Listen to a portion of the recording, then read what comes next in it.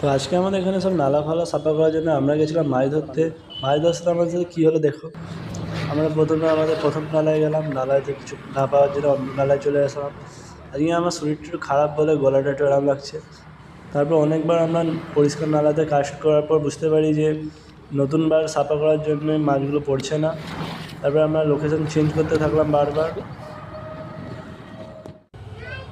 তারপরে হঠাৎ বৃষ্টি আসার জন্য আমরা তো একটু থেমে গেলাম, অন্য জায়গায় চলে এলাম। দেখলাম এখানেও মাছ পড়ছে না।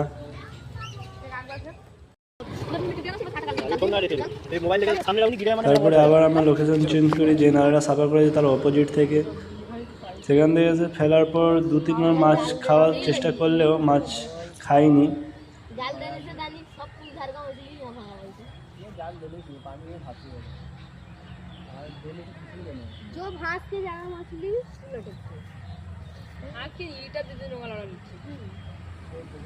তারপর মাছ না খাওয়ার জন্য আমাদের আজকে চলে যেতে হলো, কিছু না পাওয়ার জন্য।